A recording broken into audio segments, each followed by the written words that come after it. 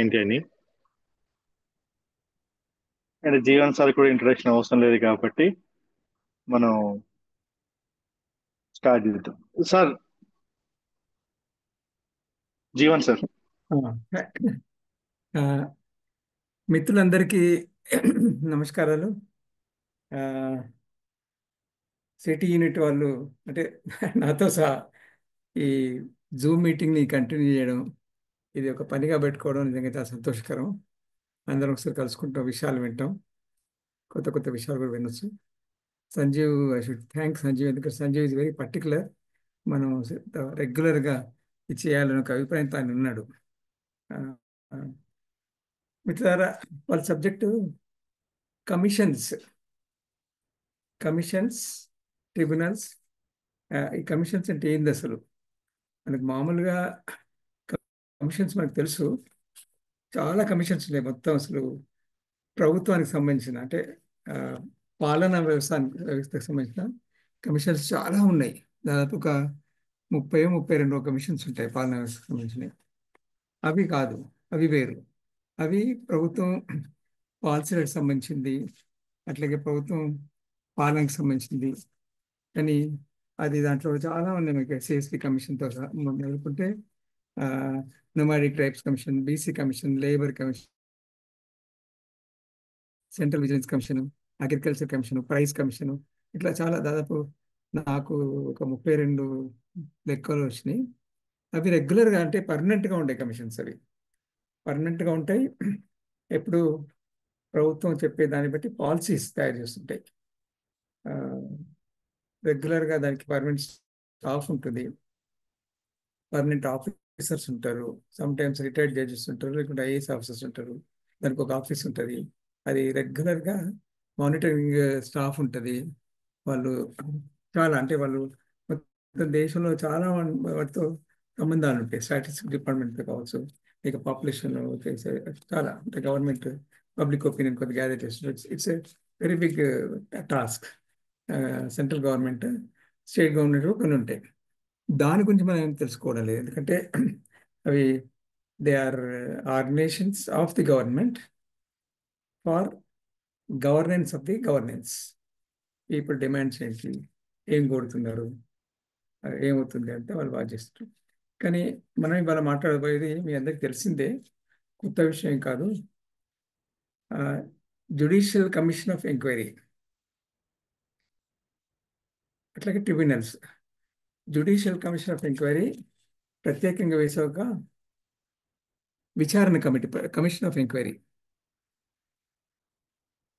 స్వాతంత్రం వచ్చిన తర్వాత 52లో ఒక యాక్ట్ తీసుకొచ్చారు, పార్లమెంట్ యాక్ట్. అది ఎంక్వైరీ కమిషన్ యాక్ట్ అని 1952 యాక్ట్ ఉంటుందండి.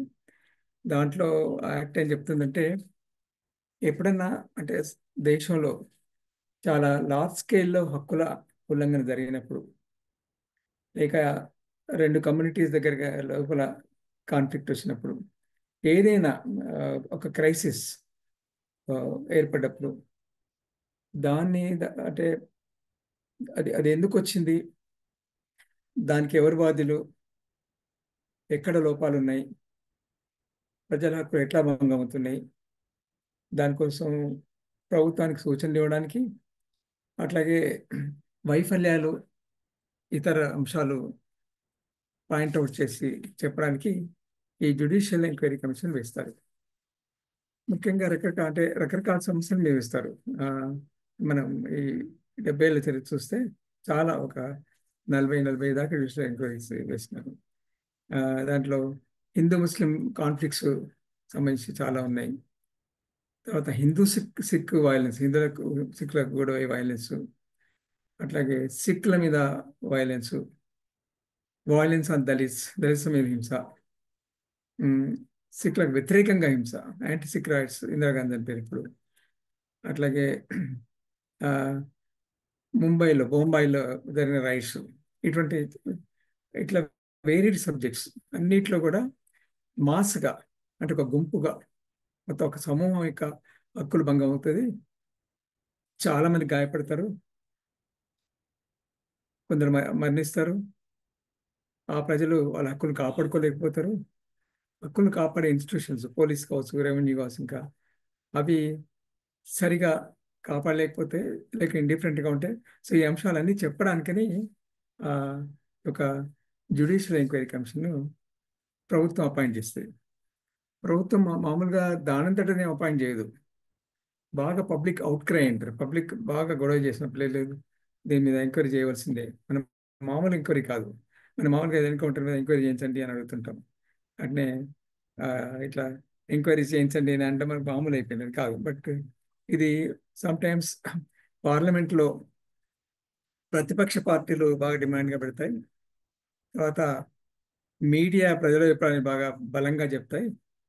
తర్వాత ప్రభుత్వం నేను బదనాం అయిపోతున్నా, తప్పకుండా ఏదో ఒకటి చేయాలా, ప్రజలు బాగా అసంతృప్తితో అసహనంతో ఉన్నట్టుగా అనిపిస్తుంది పత్రికలు, వార్తలు చూస్తే. కాబట్టి కమిషన్ వేయాలా అని ఒక కమిషన్ వేస్తారు. జనరల్లీ నేను నాకు తెలిసిన అన్ని కమిషన్లు కూడా రిటైర్డ్ జడ్జెస్ ఆ సందర్భాన్ని బట్టి రాష్ట్ర స్థాయిలో అయితే మామూలుగా హైకోర్టు జడ్జి, దేశ స్థాయిలో మొత్తం నేషన్ లెవెల్లో బాగా పెద్ద సంఘటన అయితే రిటైర్డ్ సుప్రీంకోర్టు జడ్జిను, ప్రతి ఒక్కరిద్దరు మెంబర్స్ ఉంటారు. దానికి కొంత మెషినరీ ఉంటుంది, కొంత బడ్జెట్ కేటాయిస్తారు, ఒక ఆఫీసు. తర్వాత దాని ప్రొసీజర్స్ దానికి ఉంటాయి. అంటే సంఘటనకు సంబంధించిన అన్ని అంశాలు పరిశీలిస్తారు. ఆ, బాధితులను వాంగ్మూలాలు, డిపోజిషన్స్ అంటాం, తీసుకుంటారు. అట్లాగే అన్ని ఏజెన్సీకి పిలుస్తారు. ఇట్ ఈస్ ఆబ్లిగేషన్, అంటే గవర్నమెంట్ డిపార్ట్మెంట్ అన్నిటికీ ఆబ్లిగేషన్ అది. ఈ కమిషన్ తప్పకుండా గవర్నమెంట్ డిపార్ట్మెంట్స్, కలెక్టర్ కావచ్చు, రెవెన్యూ కావచ్చు, ఇక ఆర్మీ కావచ్చు, ఇంకెవరైనా కావచ్చు, పోలీస్ కావచ్చు, హోమ్ డిపార్ట్మెంట్ కావచ్చు, సోషల్ వెల్ఫేర్, ఎవరైనా, it's obligatory on the part to go and answer the questions posed by this commission. వాళ్ళు క్వశ్చన్ పంపిస్తారు, ఈ విషయం మీతో మాట్లాడా ఏంటంటే తప్పకుండా పోవాలా, లేకుంటే అది క్రైమ్. అది ఆ, తప్పకుండా ఆ కమిషన్ వాళ్ళ మీద యాక్షన్ తీసుకోవచ్చు. ఇది ఆ, అంటే అటువంటి డిసిప్లిన్ ఈ కమిషన్లో ఉంటుంది.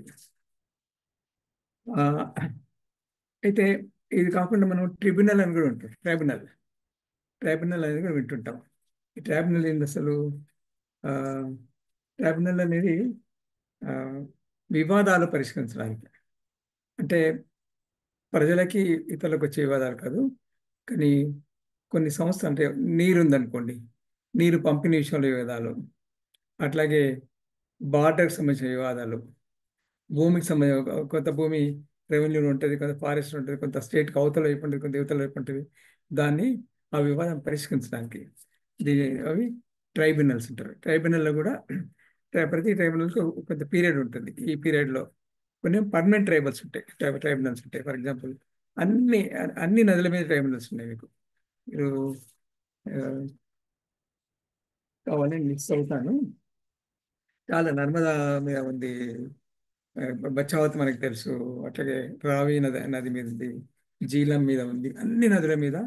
ఎందుకంటే నది ఆ, రకరకాల ప్రాంతాల నుంచి, రకరకాల రాష్ట్రాల నుంచి ప్రవహిస్తుంటుంది. కాబట్టి దాన్ని ఆ, దాంట్లో చాలా వివాదాలు వస్తుంటాయి. మాకు నీళ్ళు తక్కువ ఎక్కువ, మనం ఇప్పుడు చూస్తూనే ఉన్నాం, కృష్ణా రివర్ వాటర్ మీద గొడవ అవుతున్నది. అది అట్లాగా అది దాన్ని మీరు వింటారు. ఇప్పుడు బాలగోపాల్ సార్ అయిన అవార్డు, బచ్చవత్ వాళ్ళు అవార్డు పాస్ చేశారు అని చెప్తుండేవాడు. అవార్డు అంటే అది ఆ, ఒక తీర్మానాన్ని, ఆ తీర్మానాన్ని లీగల్ భాషలో అవార్డు అంటారు.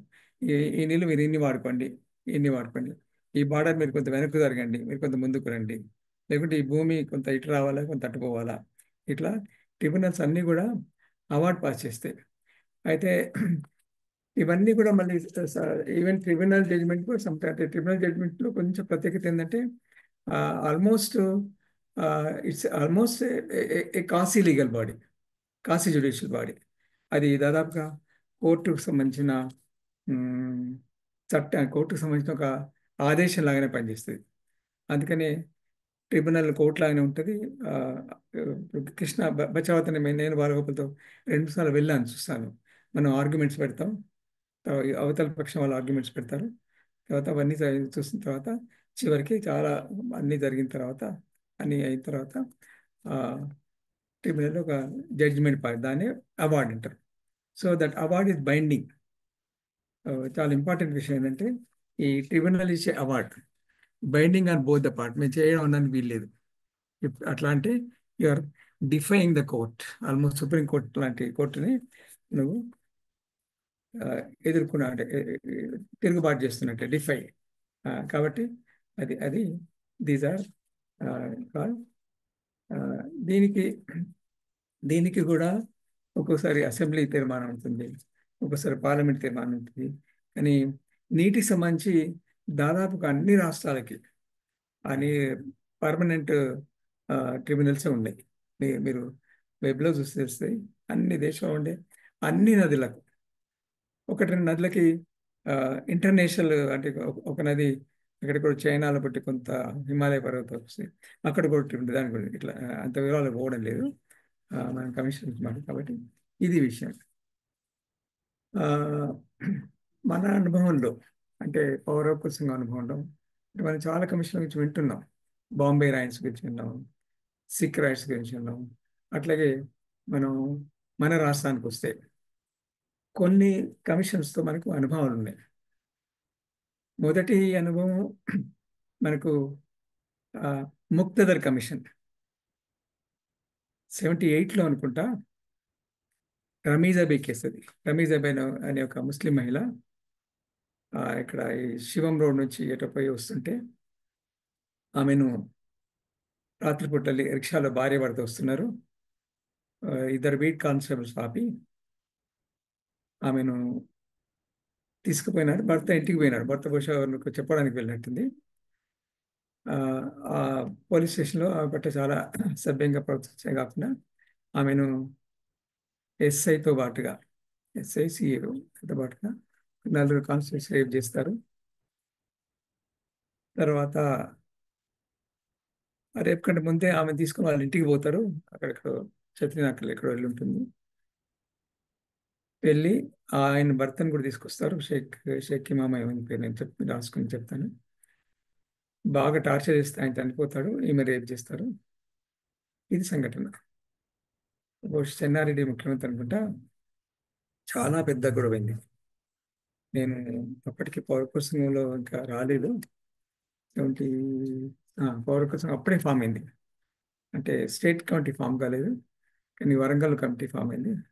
నేను వచ్చాను. నేను పార్టిసిపేట్ చేయలేను, కానీ చాలా పెద్ద ఉద్యమం. చాలా మంది పార్టిసిపేట్ చేస్తారు. మొత్తం దాదాపు చాలా చోట్ల ఫైరింగ్ ఏం కాలేదు, లాఠీ చార్జ్ అయింది, కర్ఫ్యూ పెట్టినారు. చాలా మంది యాక్టివిస్టులు, అప్పుడు ఉన్న మొదటి తరం యాక్టివిస్టులు మీకు వాళ్ళు తెలిసి ఉంటుంది. ఈ వసంత కన్నెబ్రాన్, ఈ సిఫెల్లో ఒక 2 ప్రొఫెసర్స్తో పాటుగా సుమిత్ సిద్ధు, నిర్మలా మీనన్ ఒక అమ్మాయి ఉండేది, ఒక పంజాబీ అమ్మాయి ఉండేది, ప్రదీప్, తర్వాత ఈ పీడిఎస్, అందరు బాగా ఇన్వాల్వ్ ఉన్నారు దాంట్లో. చాలా పెద్ద అసోసియేషన్. అప్పుడు ప్రభుత్వం ముక్తధర్ అనే కమిషన్ వేసింది. తర్వాత ఏ కమిషన్ వేసినా కూడా ముందుగా టర్మ్స్ ఆఫ్ రెఫరెన్స్ అంటే ఆ కమిషన్లో ఏ అంశాలు చూడాలా, దాన్ని టర్మ్స్ ఆఫ్ రెఫరెన్స్ అంటారు. టర్మ్స్ ఆఫ్ రెఫరెన్స్ చాలా ముఖ్యమైనవి. దాన్ని రాస్తారు. This commission is suppose to look into this, అంటే ఏ పరిస్థితిలో అయింది, నిజంగానే జరిగిందా లేదా సంఘటన, అంటే బయటికి వచ్చి బయట వాదనలో ఉన్న అంశం జరిగిందా లేదా, తర్వాత ఏం అవార్డు చేయవలసి ఉండేనా, దీనిలో ఎవరు బాధ, అంటే టర్మ్స్ ఆఫ్ రెఫరెన్స్ రాస్తారు. టర్మ్స్ ఆఫ్ రెఫరెన్స్ చాలా ముఖ్యమైనవి. ఎప్పుడైనా కూడా ఎన్ని కమిషన్లో terms of reference are very very important. దాన్ని బట్టే ఆ పరిధిలోనే ఆ కమిషన్ పనిచేస్తుంది. దీంట్లో టర్మ్స్ ఆఫ్ రెఫరెన్స్లో అయితే ముక్తేర్ కమిషన్ దాంట్లో వాళ్ళు 4 అంశాలు అడుగుతారు అనుకుంటాం. ఒకటి పోలీసుల పాత్ర, అంటే ఈ రేప్ జరిగిందా లేదా. రెండోది ఆ అమ్మాయి ప్రాస్టిట్యూట్ అనే ఒక వివేకం వచ్చింది, రమీజాబీ, అవునా. మూడోది పోలీసులు పాత్ర ఏంది. నాలుగోది దీంట్లో జనరల్గా వేరే ఒక అంశం కూడా అడిగినారు, ఏమనంటే భవిష్యత్తులో ఇటువంటి సంఘటనలు కాకుండా కమిషన్ ఏమైనా సూచనలు చేయగలదా అనేది. ఇది బహుశా ఒక 20 రోజులు కమిషన్ నడిచినట్టుంది. అప్పుడు చాలా మంది అంటే ఆ, మల్లా సుబ్బమ్మ గారు చాలా ఎక్కువ ఉండే, ఎంవి రామూర్తి గారు, తర్వాత ఆస్కేలో ప్రొఫెసర్ బలవంత్ రెడ్డి, అంటే సీనియర్ యాక్టివిస్టులు అంతా కూడా, వీళ్ళంతా చాలా యాక్టివ్గా ఉండే. కనబర ఆ, పుత్తూరు వెంకటేశ్వరరావు, ఆ, పుత్తూరు కాదు సార్, పత్తిపాటి వెంకటేశ్వర, పత్తిపాటి, ఆ, తర్వాత సత్యనారాయణ గారు ఒక అడ్వకేట్ ఉండే, దాని తర్వాత ఆయన భార్గవ్ కమిషన్లో ఆర్గ్యూ చేసిన, చనిపోయిన తర్వాత ఆయన, పద్మనాభ రెడ్డి గారు, వీళ్ళందరూ అంటే వీళ్ళంతా ఆరో ఆ రోజుల్లో అంత ల్యూమినరీస్ అంటే చాలా సీనియర్ అడ్వకేట్స్, బాగా సామాజిక రంగంలో బాగా అనుభవం ఉన్న వాళ్ళు. ఉమ్, అప్పటికే పూర్తిగా ఏం సంస్థలు ఫామ్ కాలేదు ఇంకా. ఒక నక్సలైట్ డిఫెన్స్ కమిటీ ఒకటి ఫామ్ అయింది, కానీ పియూసీలో ఉండేది, లూజ్గా ఉండేది. పౌరకుల సంఘం స్టార్ట్ అయ్యి 74లో, తర్వాత ఆగిపోయింది ఎమర్జెన్సీలో. వరుసగా మళ్ళీ రివైవ్ కాలేదు ముక్తిదారు కానీ విద్యార్థి సంఘాలు ముఖ్యంగా పీడిఎస్ సంఘం, అట్లాగే ఆర్ఎస్యు సంఘం, ఆర్ఎస్యు అవును కొత్తగా బాగా పనిచేసింది ఇంట్లో. ఓపీడీఆర్ బాగా పనిచేసింది. ఓపీడీఆర్ అప్పటికే కొంచెం బలంగానే ఉండేది. ఇది దీన్ని నేను పార్టిసిపేట్ చేయలేదు కానీ చాలాసార్లు చూసాను. నేను అప్పటికే నాకు వరంగల్లో సీఎం కాలేజ్ లెక్చర్ని, చాలా న్యూస్ పేపర్స్ బాగా కవర్ చేస్తున్నప్పుడు బాగా కవర్ చేసింది ఆంధ్రప్రభ బాగా కవర్ చేసినప్పుడు. జ్యోతి అంతగా చేయలేదు. ఆంధ్రప్రభ, ఆంధ్రపత్రిక ఉండేది, ఆంధ్రభూమి ఉండేది, అవి ఇండియన్ ఎక్స్ప్రెస్, హిందూ, చాలా ఎవ్రీడే మేము చౌరస్తాకి వెళ్ళి, అప్పుడు ఇంట్లో మాకు పేపర్ వేసుకునే సౌకర్యం లేదు, బజార్కి వెళ్ళి పేపర్ కొనుక్కొని చూస్తుండేవాళ్ళం. అది ముఖ్య కమిషన్. దాంట్లో ఆ,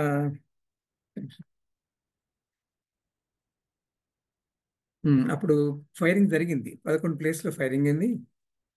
తర్వాత ఓల్డ్ సిటీలో 50 రోజులు కర్ఫ్యూ పెట్టారు. నేను నేను ఇది కొంచెం హీట్ అవుతుంది, అది హీట్ అయితే ఆగిపోతుంది.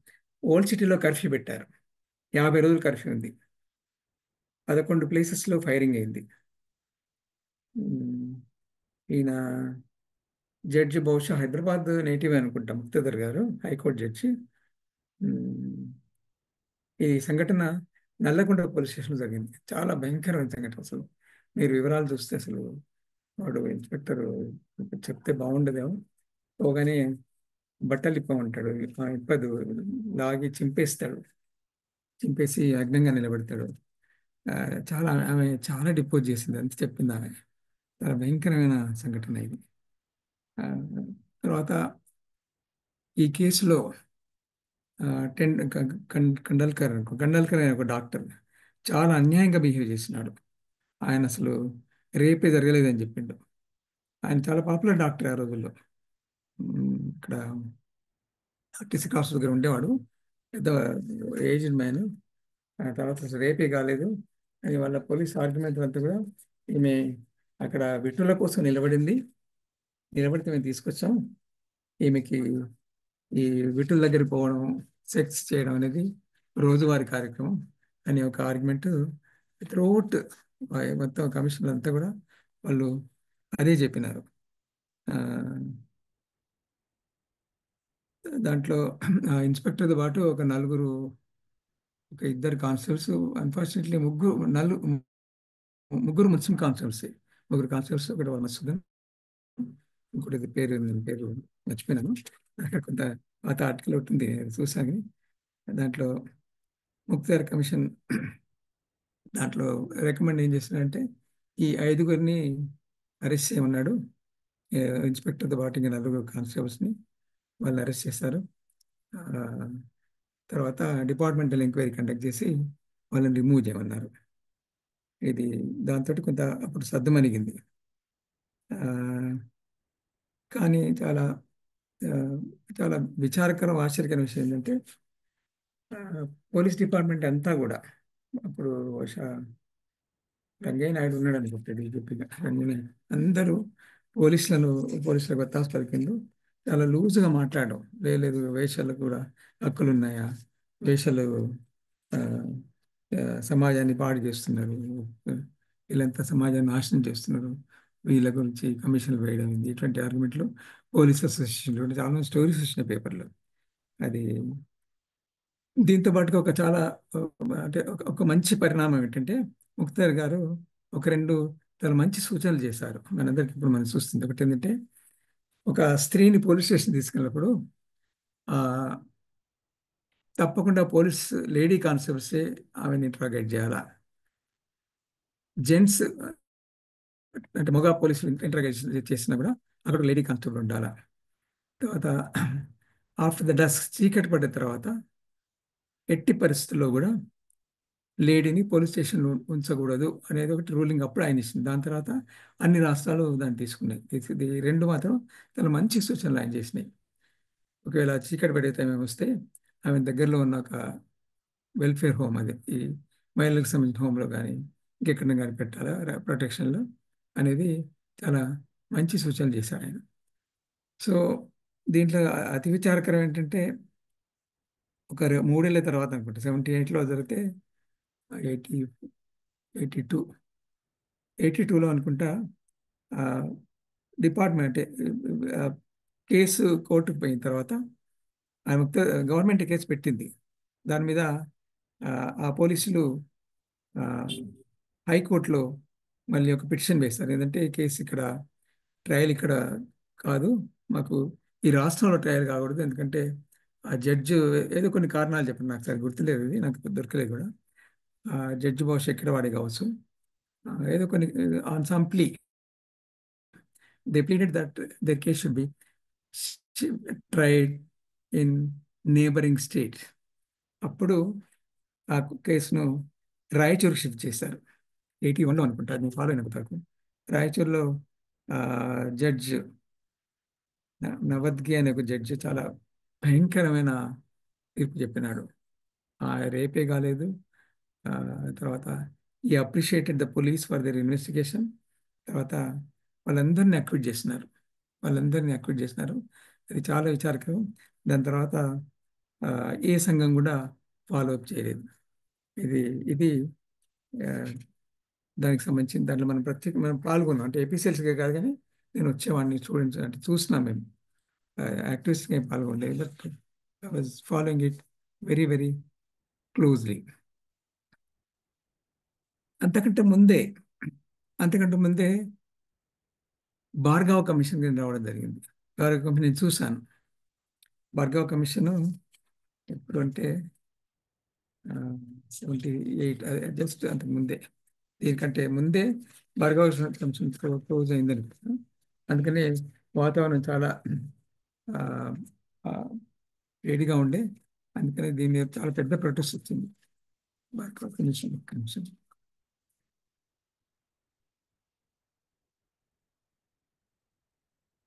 77లో ఎమర్జెన్సీ, 78లో భార్గవ కమిషన్. వశిష్ఠ భార్గవ అని ఆయన సుప్రీంకోర్టు జడ్జి. ఉమ్, సరే, ఇది ఎమర్జెన్సీ ఎత్తేసిన తర్వాత మీ అందరికి తెలుసు, ఒక డెమోక్రటిక్ వాతావరణం వచ్చింది రాష్ట్రంలో. ఆ, అంతకుముందే భార్గవ కమిషను 75 మార్చ్ ఎమర్జెన్సీ ఎత్తేసినారు. జూలైలో భార్గవ కమిషన్ వేశారు. భార్గవ కమిషన్ కేంద్ర ప్రభుత్వం వేసింది. ఇందిరాగాంధీ ఓడిపోయిన తర్వాత ఎమర్జెన్సీ చేసిన తర్వాత జనతా పార్టీ అధికారంలోకి వచ్చింది. వచ్చిన తర్వాత ఈ భార్గవ కమిషన్ వేసినారు. దీని గురించి కన్నబరాన్ గారు తన 24 అవర్స్ మీద తప్పకుండా అందజేయాలి. చాలా విషయాలు రాస్తారు దాంట్లో.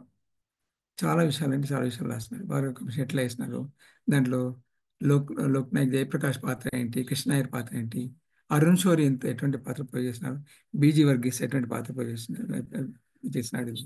ఈ భారత వంశం వేసే ముందు ఏమైందంటే, ఈ ఎమర్జెన్సీ ఎక్సెసెస్ మీద ఆ, అప్పుడు ఈ తార్కొండ కమిటీ ఒకటి ఫామ్ అయింది. తార్కొండే గారు అప్పుడు బాంబేలో ఉండేవాడు, ఢిల్లీలో ఉంటుండేవాడు. ఆయన అధ్యక్షతన ఒక తార్కొండ కమిటీ వేశారు. ఇప్పుడు కృష్ణయ్య గారు ఉండి ఆ తార్కొండ కమిటీలో ఇక్కడ మనకి మ్, Hindu Hindustan Times editor B G Varghese గారు, Indian Express editor Arun Shourie గారు, అట్లాగే ఇక్కడ నుంచి కాళోజీ, బల్వంత్ రెడ్డి గారు, ఆస్కి, ప్రతాప్ రెడ్డి గారు, తారకం గారు లేరు అప్పుడు, ఆ, ఎంవి రామ్మూర్తి గారు, వీళ్ళు ఆ, ఆ, నభకృష్ణ చౌదరి కూడా ఉండేది దాంట్లో. యాక్చువల్లీ తారకొండ కమిటీ ఫైనప్పుడు నవకృష్ణ చౌదరి త్రిపుర సీఎంగా ఉండేవాడు. ఆ, తర్వాత సీఎం అయినాడు. ఆయన కూడా గ్రేట్ డెమోక్రాట్. ఆయన వీళ్ళంతా కూర్చొని మనం ఇదేమైనా చేయాలా, ఇప్పుడు కాంగ్రెస్ ప్రభుత్వం కూలిపోయింది, ఆ, ఎమర్జెన్సీలో చాలా సంఘటనలు జరిగినాయి. అప్పుడు వాళ్ళు చేసి చెప్పిన లెక్క ఏంటంటే 69 నుంచి 77 వరకు 250 మంది ఎన్కౌంటర్లు అయినట్లు చెప్పారు. కానీ ఈ తార్కొండ కమిటీ 77 ఎన్కౌంటర్స్ని చాలా డీటెయిల్స్ స్టడీ చేసింది. నేను కూడా ఒక ఎన్కౌంటర్ వెళ్ళాను, ఎందుకంటే రామూర్తి గారు కాలేజ్ నుంచి వచ్చారు అప్పుడు. ఆ, 77 చాలా డీటెయిల్స్ స్టడీ చేసినాయి దాంట్లో. ఆ, అప్పుడు ఎఫిషియల్సీ లేదు, బట్ కొందరు వ్యక్తులుగా ఉండి రంగనాథన్ గారు కొంత హెల్ప్ చేశారు. అట్లాగే పత్తిపాటి వెంకటేశ్వర హెల్ప్ చేశాడు. సిపిఐ ఎంఎల్ పార్టీ బాగా హెల్ప్ చేసింది, సిపిఎం వాళ్ళు బాగా హెల్ప్ చేసినారు. ఓపీడీఆర్ కూడా కొన్ని చేసింది. ఆంధ్ర ప్రాంతంలో కొన్ని ఎన్కౌంటర్ డీటెయిల్స్ ఓపీడీఆర్ చేసింది. తర్వాత ఇక్కడ వీళ్ళు చేశారు. నేను అరుణ్ శౌరి తోటి ఒక ఎన్కౌంటర్ పోయినాను, గిరాయిపల్లి ఎన్కౌంటర్. దాంట్లో ముఖ్యమైన అందరిని బాగా డిస్టర్బ్ చేసింది ఏంటంటే గిరాయిపల్లి ఎన్కౌంటర్. ఆ గిరాయిపల్లిలో మొలుగు దగ్గర 76లో జరిగింది. ఎమర్జెన్సీ డిక్లేర్ చేస్తున్న 1 ఇయర్కి సూరప్నేని జనార్దన్, మురళీమోహన్ రెడ్డి, సుధాకర్, ఆనందరావు. ఈ సూరప్నేని జనార్దన్ బహుశా గుంటూరు, ఆంధ్ర ప్రాంతం, నాకు ప్రాంతం సరిగ్గా లేదు. ఈ మురళీమోహన్ రెడ్డి, సుధాకర్, ఆనందరావు మా ఊరు అంటే మా సీకెం కాలేజ్ పక్కనే పైడిపల్లి అనే గ్రామం ఉంది. ఆ గ్రామంలో పిల్లలు. వీళ్ళ నలుగురిని అప్పుడు చెట్టు కట్టేసి కాల్ చేసినారు. మొదటిసారిగా చెట్టు కట్టేయడం అనేది బాగా పాటలు వచ్చినాయి, దాని మీద సాహిత్యం వచ్చింది. అప్పుడు వీళ్ళతో పాటుగా ఇంకిద్దరు వ్యక్తులు మా ఊరు నుంచి తీసుకెళ్ళినారు, వడ్డేపల్లి నుంచి. భిక్షపతి అని ఆయన చాకులోళ్ళ బై ధోబీ కమ్యూనిటీ, నా క్లాస్మేట్. అట్లాగే శంకర్ అని ఒక కంసాలి అబ్బాయి, మా చెల్లెలు క్లాస్మేట్. ఈ 6గురిని తీసుకెళ్ళినారు. ఈ ఈ నలుగురిని చెట్టు కట్టి కాల్చేసినారు. భిక్షపతికి కళ్ళ గంటలు కట్టినారు, దించినారు జీప్ నుంచి. శంకర్ జీప్లోనే ఉండే ఆ నలుగురిని కాల్చేసిన తర్వాత ఏముందో తెలియదు, భిక్షపతిని కాలేదు. అది సంఘటన. భిక్షపతి ఈ మధ్యన జస్ట్ ఒక 2 years క్రితం మా ఊళ్ళో చనిపోయినాడు. ఆయన నాతో పాటు 5th వరకు చదువుకున్నాడు. తర్వాత 6th 7th మరికజీ స్కూల్ చదువుకున్నాడు. చదువుకొని తను వృత్తి చేసుకుని వాళ్ళ అమ్మతో బట్టలు తిరగడానికి పోయేవాడు. ఎట్లాగో బాగా అట్రాక్ట్ అయ్యి దీంట్లోకి వచ్చినాడు. అయితే ఇది ఆ, భార్గవ కమిషన్ అపాయింట్ చేసిన అప్పుడు వెంగళరావు ముఖ్యమంత్రి అనుకుంటా. ఆ, చాలా బాగా నడిచింది భార్గవ కమిషన్. నేను వచ్చాను. నేను 15 రోజులు సెలవు పెట్టుకుని, నాకు చాలా సంతోషం. అంటే నా జీవితంలో చెప్పుకోగలిగినట్లయితే భార్గవ కమిషన్ చూసా నేను. నేను పార్టిసిపేట్ చేయలేదు, దాదాపు ఒక వారం రోజులు కూర్చున్నాను, లీవ్ పెట్టుకుని వచ్చినాను. అట్లాగే నాకు అనుకోకుండా స్పాట్ వాల్యుయేషన్ జరుగుతుంది, నాకు స్పాట్ వాల్యుయేషన్ పనిచేసే అవకాశం వచ్చింది. కాబట్టి అప్పుడే నేను మొదటిసారిగా ఎంటికాన్ సైకిల్ మీద వచ్చేవాడు. చాలా మందిని, వీళ్ళందరినీ కూడా, ఈ పెద్ద పెద్ద వాళ్ళందరినీ కూడా నేను అప్పుడే చూశాను. సుందరయ్య గారు సైకిల్ మీద నెక్కర్ మీద వచ్చి కూర్చుండేవాడు భార్గవ కమిషన్. నేను ఆయన పక్కన కూర్చున్నాను 2 సార్లు, మాట్లాడినాను. ఇట్లా చాలా మంది గ్రేట్ డెమోక్రాట్స్ అంతా కూడా. ఓల్డ్ సిటీ నుంచి ఆ, మహేంద్ర గారు వచ్చేవారు. తర్వాత ఇంకా ఒక చాలా పెద్ద అడ్వకేట్ ఉండి ఓల్డ్ సిటీలో ఆయన వచ్చేవాడు. పద్మనాభ రెడ్డి, లక్ష్మణ, సత్యనారాయణ గారు, చాలా మంది భార్గవ కమిషన్లో వచ్చేవారు. దాదాపు ఒక 20 రోజులు కమిషన్ చాలా సీరియస్గా నడిచింది. నేను దాంట్లో పార్టిసిపేట్ చేసినాను. అప్పుడు కన్నబరాని వాళ్ళు దోమలగూడలో ఉండేవాళ్ళు, ఏవి కాలేజ్ దగ్గరలో ఉండేవాళ్ళు. విట్నెస్లకు రోజు వంట చేయడం, ఓ 30-40 మంది ఉంటుండేవాళ్ళు. మేమంతా వడ్డనలు చేస్తుండేవాళ్ళం. చాలా మంది చారి అని సార్ దగ్గర ఒక అసిస్టెంట్ ఉండేవాడు. ఆయన మొత్తం డాక్యుమెంటేషన్, అఫిడవిట్లు రాయడం, అఫిడవిట్లు టైప్ చేయడం. చాలా పెద్ద ప్రదీప్ అంటే పీడిఎస్ ఆర్ఎస్ పిల్లలు దాదాపు ఒక 40-50 మంది ప్రతిరోజు పనిచేస్తుండేవాళ్ళు. నేను కూడా వాళ్ళతో కలిసి తిరుగుతుండేవాడిని. అప్పుడే నాకు ప్రదీప్, లలిత, సుమిత్ సిద్ధు, రుక్మిణి మీనన్ వీళ్ళంతా అప్పుడే బాగా పరిచయం. అప్పటి నుంచి వాళ్ళు వీళ్ళంతా పరిచయం. ఆ, చాలా చాలా సీరియస్గా నడిచింది అది భార్గవ కమిషన్. ఆయన కూడా చాలా బాగా చేసినాడు. కన్నబరాన్ బ్రహ్మాండమైన వర్క్ చేసినాడు. కన్నబరాన్ గారు, ప్రతాప్ రెడ్డి గారు, ఎంవి రామూర్తి గారు, అట్లాగే సత్యనారాయణ ఒక డాక్టర్, ఒక అడ్వకేట్ ఉండే, కన్నబరాన్ ఫ్రెండ్. ఆయన ఆయన పెద్దోళ్ళకి చనిపోయినాడు. ఆయన చాలా వర్క్ చేసినాడు. వీళ్ళందరూ నేను చాలా క్లోజ్గా చూస్తుండే. అప్పుడు అబ్బా, వాళ్ళని చూసి ఇట్లా మైమర్చిపోతున్నప్పుడు ఇట్లా ఆర్గ్యూ చేస్తున్నాను. నేను ఎటువంటి సన్నివేశాలు చూసినంటే లలిత డిపోజ్ చేసినప్పుడు మొత్తం అందరూ ఏడవడం, నేను కూడా బాగా ఏడ్చిన. ఉమ్, లలిత తని ఎట్లా లారీలో ఎక్కించినారు, తన మీద ఎట్లా రేపట్టడం జరిగింది, తనని ఎట్లా టార్చర్ చేసినారు, ఇవన్నీ చెప్పింది. అప్పుడు రొడ్డం ప్రభాకర్ రావు అప్పుడే ఎమర్జెన్సీ డీజీపీగా ఉండి ఆయన ఆర్టీసీకి పోయినాడు, ఆర్టీసీ చైర్మన్గా. ఆయన క్రాస్ ఎగ్జామిన్ చేసినాడు కన్నబిరాన్ తర్వాత ఈ ఆ, భార్గవ్ గారు. ఆయన గత ఏదో వణికిన అంటే ఇట్లా చెమటలు పట్టడం, బట్టలు తడిచిపోయినాయి. అది ఒక పాత బిల్డింగ్ రామకోటిలో. నేను హైదరాబాద్ వచ్చిన రామకోటిలో పక్కెళ్ళి ఉండే. ఆ రోజుల్లో వాటర్ బాటిల్స్ ఏం లేవు. కానిస్టేబుల్ పక్క ఇంటికి వెళ్ళి చెంబులో నీళ్ళు తీసుకొచ్చి ఇచ్చినాడు. ఆయన అక్కడ స్టూల్ మీద కూర్చొని తాగినాడు. అంటే నేను పోలీసులను చూసినాను. అంటే అంత డైరెక్ట్గా కమిషన్ నిలబెట్టించి ఒక్కొక్క ఐపీఎస్ ఆఫీసర్ని ఆ, అడగడం, వాళ్ళ జాబులు సరిగ్గా చెప్పలేకపోవడం, ఇవన్నీ జరిగినాయి. పత్రికలు విపరీతంగా సేల్స్ అయ్యాయి. మేము ప్రతిరోజు పొద్దున్నే చౌరస్తాకు పోయి పత్రికలను తెచ్చుకునే వాళ్ళం. చాలా అన్ని డిపోజిషన్స్ లలితదైతే చాలా పెద్దగా వచ్చింది పత్రికలో. బహుశా ఇక్కడ ఉన్న వాళ్ళు ఎవరైనా చూసారో లేదు నాకు తెలియదు. వసంతగా ఏమో చూడొచ్చు. ఉమ్, ఆ, ఆ ఒక మొత్తం హల్చల్ అసలు. ఇప్పుడు ఈ పీపుల్స్ వార్ పార్టీ వాళ్ళ చర్చలకు వచ్చినప్పుడు ఎంత హడావిడైందో, భార్గవ్ కమిషన్ అంత హడావిడైంది. మొత్తం రాష్ట్రం అంతా హడావిడి. ఎందుకంటే పోలీసులు నిలబెట్టినారు బోన్లో, నిలబెట్టి ప్రశ్నించడం, ఒక్కొక్కరు ఒకరి తర్వాత ఒకరు. తర్వాత ఒక దొంగ పోలీస్ ఆటలాగా ఉండేది. మేము ఆ, కన్నబ్రాన్ గారికి పాత కారు మీకు తెలుగు చూసారో లేదో, ఒక వ్యాన్ రూపంలో ఉండేది. ఇద్దరు మాత్రం, నలుగురు ముందు కూర్చుండేది, వెనుక ఓపెన్ ప్లేస్ ఉండేది. దాంట్లో మేము విట్నెస్ తీసుకెళ్లే వాళ్ళం చాలా జాగ్రత్తగా. వెనుక కొందరు ఆటోలో, ముందర కొందరు ఆటోలో, ఎందుకంటే మధ్యలో పోలీసు ఎత్తుకుపోయి చాలా సందర్భాల్లో అది ట్రాఫిక్ జంక్షన్ ఆగానే ఎస్బీ కానిస్టేబుల్ వచ్చి మనుషులు ఎత్తుకపోవడం, విట్నెస్ ఇది చూసినాం. భిక్షపతి అని ఒక ముఖ్యమైన వ్యక్తి అని నేను చెప్పాను కదా, ఆయనను ఆ, చాలా ఆ, జాగ్రత్తగా కాపాడాల్సి వచ్చింది. ఒకరోజు ఆయన డిపోజిషన్కి 2 రోజులు ఉండగా ఆయన కోసం పోలీసులు బాగా తిరుగుతున్నట్టు మాకు తెలిసింది. అప్పుడు నేను, ప్రదీప్, ఇంకెవరు ఉండే ముగ్గురం వెళ్ళి, ఉప్పల్లో ఒక గాంధీ ఆశ్రమం ఉంది, దాంట్లో దాచిపెట్టి వచ్చినాం ఆయన. ఎవరికి ఏమీ చెప్పలేదు. కన్నప్ప అన్నాడు, నేను వాళ్ళకు లెటర్ రాసిస్తా, మీరు పోండి, ఎవరికి, మన సహచరులకు కూడా ఎవరికి చెప్పొద్దు అన్నాను. సో అక్కడ పెట్టొచ్చినాం రాత్రిపూట. పెట్టి అక్కడే భోజనం అరేంజ్ చేసి 2 రోజుల తర్వాత సరిగ్గా చక్కగా కోర్టుకు తీసుకొచ్చాం, అంటే కమిషన్ దగ్గర తీసుకొచ్చాం. అది నిజంగా మరి చాలా చాలా చాలా ఎక్సైటింగ్ మూమెంట్స్ అసలు. మీరు నాకు ఆ అనుభవం అంటే దానిలో పార్టిసిపేట్ చేయడం, డైరెక్ట్ ఒక కమిషన్లో పార్టిసిపేట్ చేయడం, అదంతా చూడడం, అది చాలా ఆ, అపూర్వమైన అనుభవాన్ని నేను జాగ్రత్తగా దాచుకుంటా మీ అందరితో షేర్ చేస్తున్నాను. అయితే ఇట్లా జరుగుతున్న క్రమంలో ఏమైందంటే పత్రికల్లో బాగా వార్తలు రావడం, పోలీస్ అసోసియేషన్ బాగా డిస్టర్బ్ అయిపోయినాయి. పోలీస్ అసోసియేషన్లు, ఫార్మర్ డీజీపీలు వీళ్ళందరూ కలిసి ఆయన దగ్గర పోయి రిక్వెస్ట్ చేసుకున్నాం ముఖ్యమంత్రి దగ్గరికి. పోలీసుల మీద ఇట్లా వస్తుంది, మేము ఇదంతా చేసింది ప్రభుత్వం కోసమే కదా, ఈ సమాజాన్ని కొంత నిలకడగా ఉంచాలని చేసినాం, మేము ఎన్కౌంటర్లు కావాలని చేసినాం, ఆ ప్రభుత్వమే చెప్పింది కాబట్టి మా మొరేల్ బాగా దెబ్బతింటుంది, ఇది జరగడానికి వీల్లేదు అని బాగా గొడవ చేస్తున్నారు అక్కడ చాలా మంది పోలీసులు, కాకుండా ఐఏఎస్ ఆఫీసర్స్.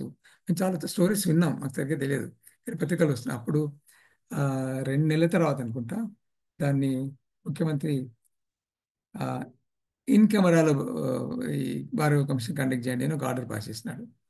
ఆ, దాంతో దానివల్ల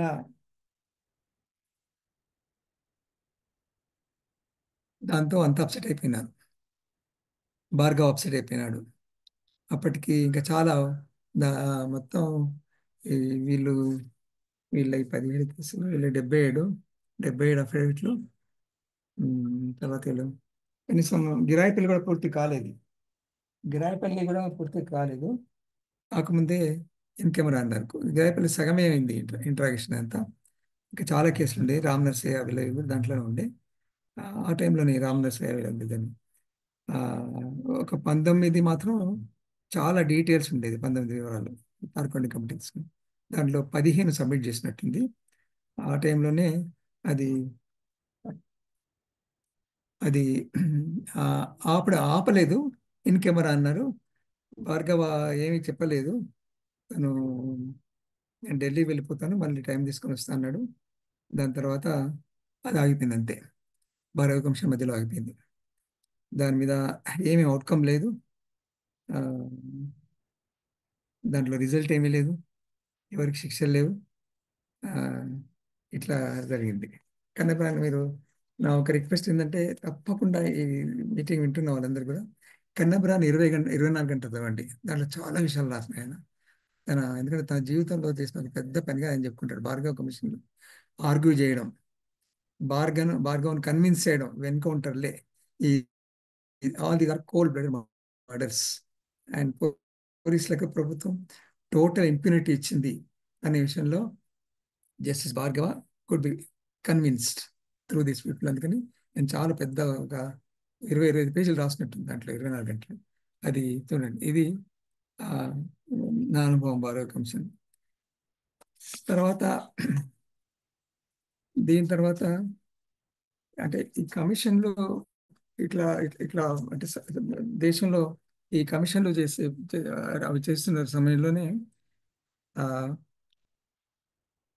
హక్కుల సంఘాలు కూడా, హక్కుల సంఘాలు, డెమోక్రాట్స్ అంతా కూడా లేదు, మనము కూడా పీపుల్స్ కమిషన్స్ పెట్టుకోవాలా అని ఒక ఆలోచన వచ్చింది. అప్పుడు ఆ, జస్టిస్ పొట్టి కృష్ణ అయ్యర్ గారు దాదాపు 12 మంది పెద్ద లిస్ట్ ఉంది, టైం తీసుకునే చదవను. 12 మంది జడ్జెస్ కూర్చొని ఉమ్, దాన్ని IPHT, Indian people's commission, Indian people's tribunal, Indian people's human rights tribunal పెట్టారు. అది దాంట్లో అంతా జడ్జెస్ ఉంటారు.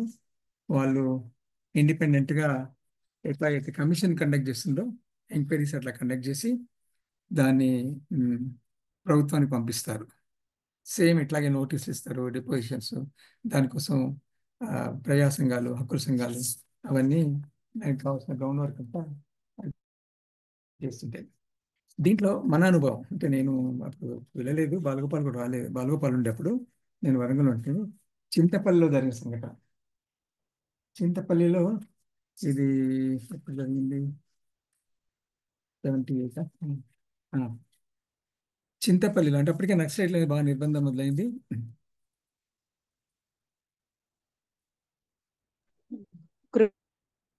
గృహదానాలు జరుగుతున్నాయి.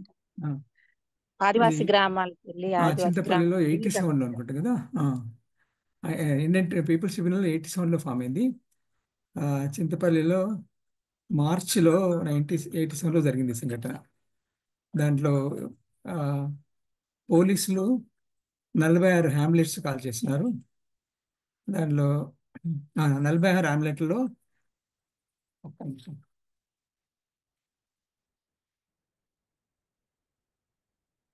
మంగేష్, మీటింగ్లో ఉన్న తెలియదు నీకు?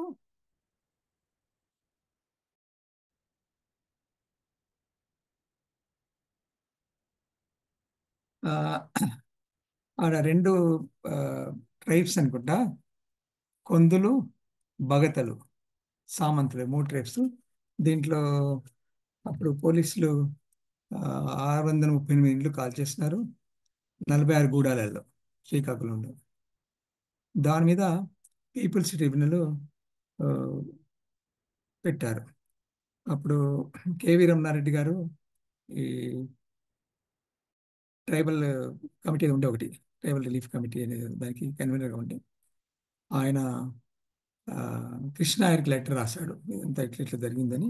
అట్లా ఏపీసీఎల్సీ రిపోర్ట్స్ అవన్నీ జోడించి రాసిన తర్వాత అప్పుడు కృష్ణయ్యర్ గారు ట్రిబ్యునల్ కండక్ట్ చేయండి అని, అప్పుడు ఎన్టీ రామారావు ముఖ్యమంత్రి, ఎన్టీ రామారావు ఉత్తరం రాశాడు కృష్ణయ్యర్ అంటే ఎన్టీ రామారావు చాలా గౌరవం.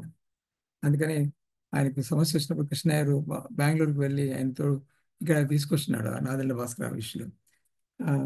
అప్పుడు తప్పకుండా మీరు ఇది కండక్ట్ చేయండి, ప్రభుత్వం అన్ని రకాల సహకారం చేస్తుందని ముఖ్యమంత్రి కృష్ణయ్యకు సమాధానం ఇచ్చాడు.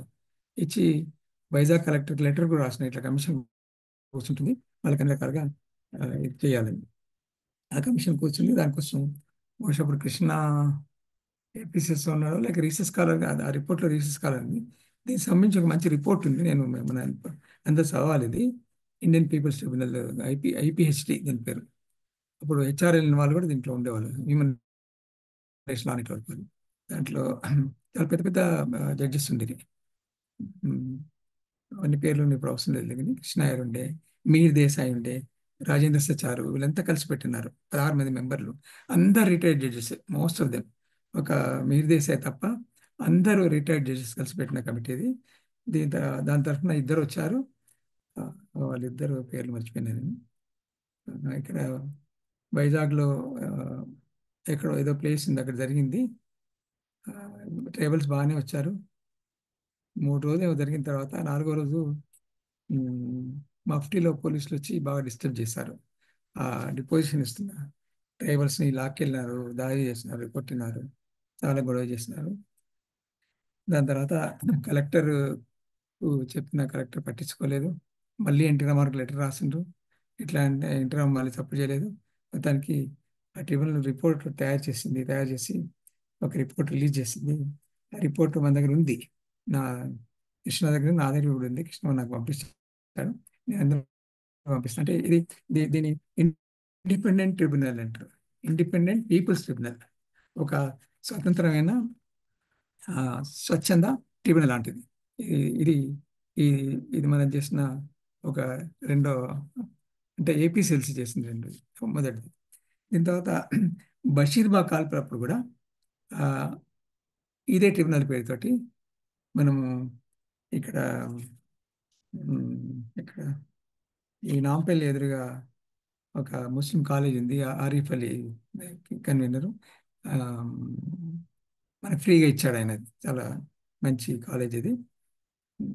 దాంట్లో కండక్ట్ చేసినాం. దానికి ఏకే సేన్ అని కలకత్తా నుంచి ఒక జడ్జి, తర్వాత కృష్ణప్రసాద్ అని కర్ణాటక నుండి ఇద్దరు జడ్జి వచ్చారు.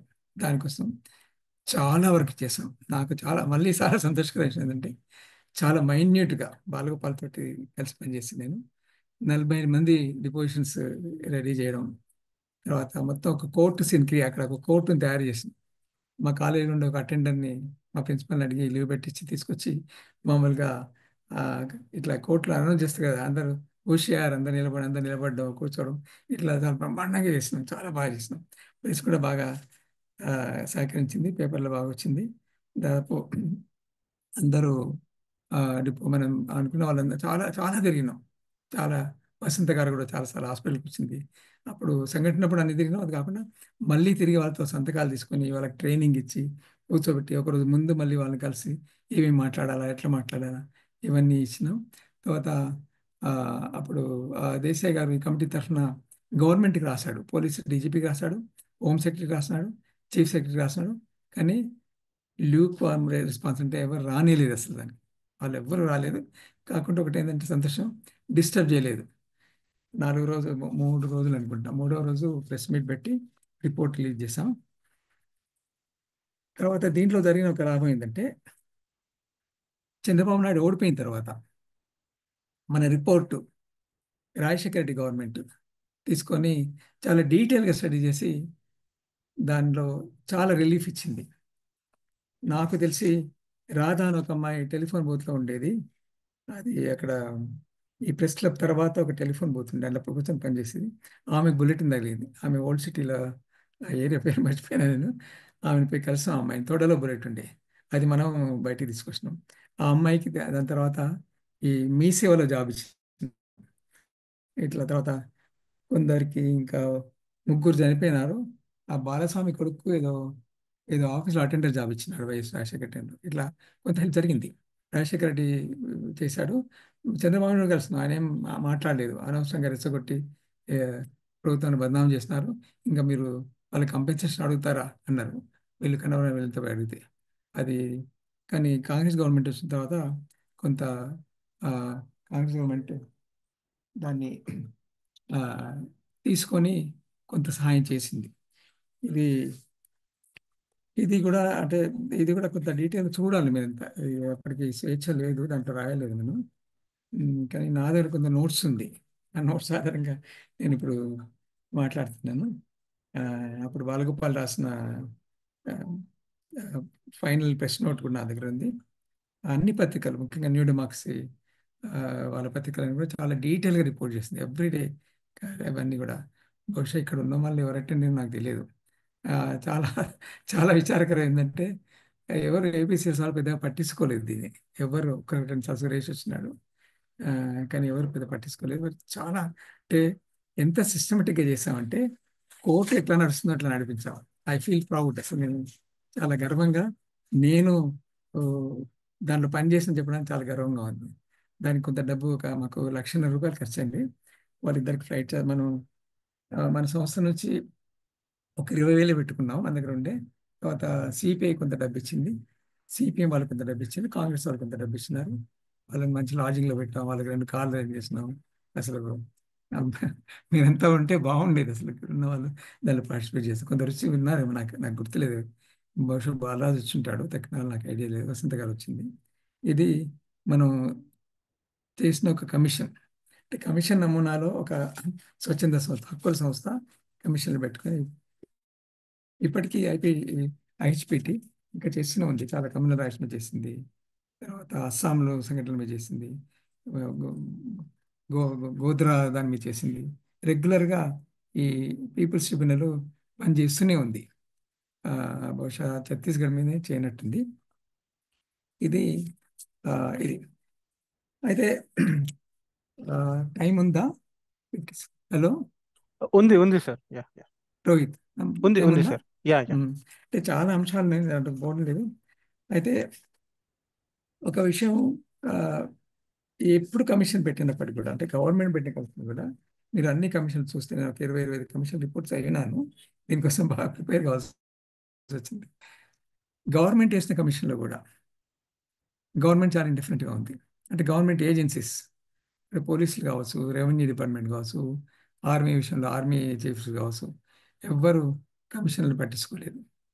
కమిషన్లు ఏదో రాసుకున్నాయి, రిపోర్ట్ ఇస్తున్నాయి, కానీ దాని ఫాలో యాక్షన్ కూడా చాలా కమిషన్లు. ఆ, ప్రతిమ ఒకసారి ఫోన్ తీసుకో, ఒకసారి ఫోన్ తీసుకో, ఒకసారి ఫోన్ తీసుకో. ఫోన్ చేస్తే నేను మీటింగ్ ఉన్నాను,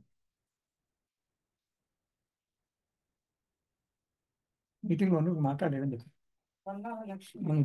మాట్లా అది సారీ. మన మంగేష్ రెగ్యులర్గా ఒకటే ఫోన్ చేస్తున్నారు. మంగేష్ ఈ డక్కలి కమ్యూనిటీ అయినా వాళ్ళు ఊకే వాళ్ళని పోలీసులు తీసుకెళ్తుంటారు. ఏదో చిన్న సీరియస్ ఇష్యూ ఉన్నట్టు ఒక 20 సార్లు ఫోన్ చేసి, సారీ నేను ఫోన్ ఆఫ్ చేసుకోలేదు. అయితే చాలా కమిషన్లలో కూడా ఆ, కమిషన్ నివేదికలు ప్రభుత్వం ఎప్పుడు పట్టించుకోలేదు, పెద్దగా పట్టించుకోలేదు. చాలా కమిషన్లు కూడా నిర్దిష్టంగా అసలు ఎందుకు ఫైరింగ్ చేయవలసి వచ్చింది, ఎవరు చేశారు, చేసిన వాళ్ళు ఎవరు, ఆ, ఈ అంశాలు స్పష్టంగా చెప్పలేదు ఎప్పుడు. చాలా అన్ని కమిషన్ రిపోర్ట్లు కూడా చాలా వేగ్గా చెప్పింది. అది సిక్ రైట్స్లో కావచ్చు, సిక్ రైట్స్ అప్పుడు ఈ ఆ, నానావతి కమిషన్ కావచ్చు, తర్వాత గోద్రా కమిషన్ కావచ్చు, ఏ కమిషన్ చూసినా కూడా, ఈవెన్ బాంబే కమిషన్లో కూడా, బాంబే కమిషన్ మీద మనం ఒక చిన్న పుస్తకం కూడా వేసాం. దాంట్లో కొన్ని సూచనలు అంటే, సురేష్ అక్కడ హైకోర్టు, బాంబే హైకోర్టు సురేష్ గారు కూడా దాంట్లో ఉన్నారు కాబట్టి మంచి రిపోర్ట్ వచ్చింది. దాన్ని మనం ఒక పుస్తకం కూడా వేసాం. ఇది అయితే ఈ మధ్య నేను ఒక రాసింది అయినారు ఈ కమిషన్ల మీద. ఆ, ఒక ఫారినర్ ఒక 40 కమిషన్ రిపోర్ట్స్ ఎగ్జామిన్ చేసినాడు, అన్ని కూడా communal rights.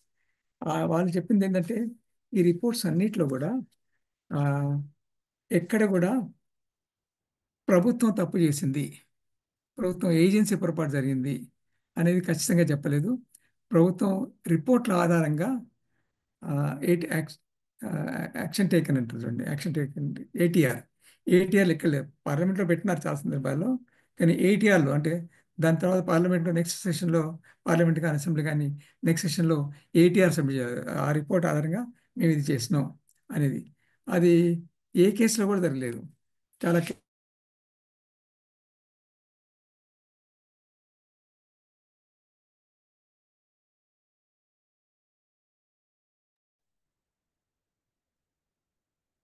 Sir voice వినబడట్లేదు.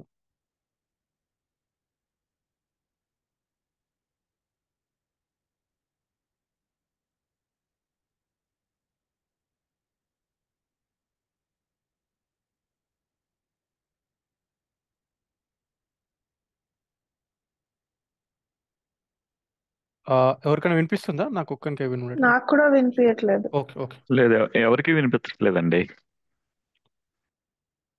Jeevan sir. ఉంది.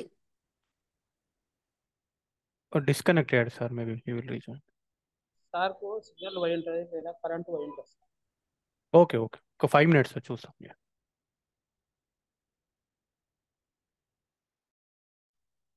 ఫోన్ చేయండి ఎవరైనా, సెల్ ఏమైనా ప్రాబ్లం వచ్చిందేమో, నార్మల్ కాల్ చేసి మాట్లాడు.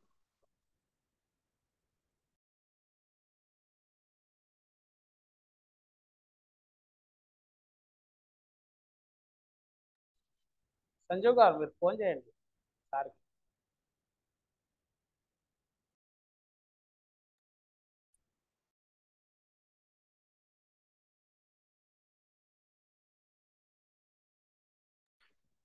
డిస్కనెక్ట్ అయింది సార్, మళ్ళీ జాయిన్ అవుతుండే.